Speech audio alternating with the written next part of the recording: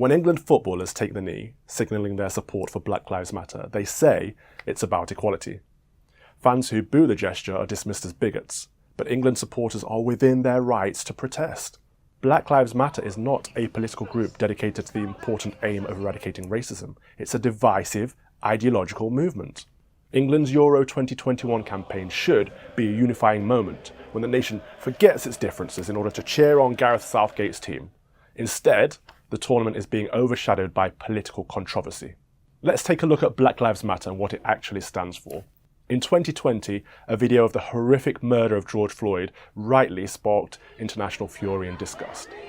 Suddenly, Black Lives Matter, the once fringe movement known for its anti-police rhetoric and sometimes violent tactics, became a worldwide phenomenon and the mainstream authority on race. But this group goes far beyond a simple slogan. Under the guise of anti-racism, it's pushing a hard left narrative imported from the United States of a Britain divided into two groups, victims and oppressors.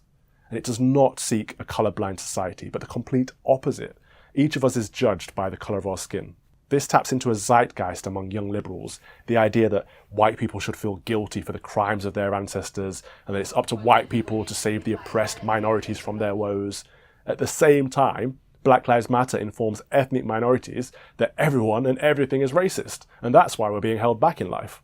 There's no need for personal responsibility and perhaps even no hope in a world where every problem is considered to be the fault of an inherently racist system. In this divisive new hierarchy of oppression, ethnic minorities are patronisingly lumped together and called BAME. BAME background. BAME community. Every institution in the West has to atone for their historical sins or be dismantled or defunded. I've experienced racism firsthand, quite often in fact. I'm not denying the existence of racism in our country. It's an evil that must be condemned and rooted out. But individual experiences of racism do not make an entire country racist. Black Lives Matter activists cannot accept that Britain is a good place to be an ethnic minority because it contradicts their ideology. Dr. Tony Sewell, who wrote a detailed report for the government on racial disparities, was attacked by the hard left for finding no evidence of institutional racism in Britain.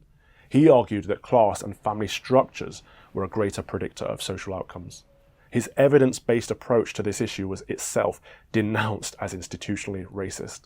Our society will become more divided unless we move away from Black Lives Matter's ideological rhetoric and look to the facts and try to discover the truth. Truth should always be our objective, but not my truth, not my lived experiences of the truth. This situation is urgent because Black Lives Matter's ideas are spreading widely in business, politics, schools, and football. I used to be a teacher. My concern is that a whole generation is being brought up to believe its dangerous narrative of a society permanently divided.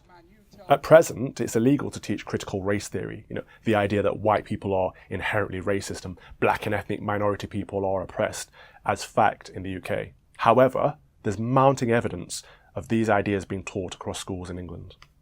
As it stands, too many well-meaning teachers are telling young black people that they're held back in society because of their race, instead of teaching them that this is a country with equal opportunities under the law and that everyone and anyone can achieve anything in life if they set their sights on it and work hard enough. Children should be taught to see each other based on merit and character rather than skin colour, just as Dr. Martin Luther King Jr. preached.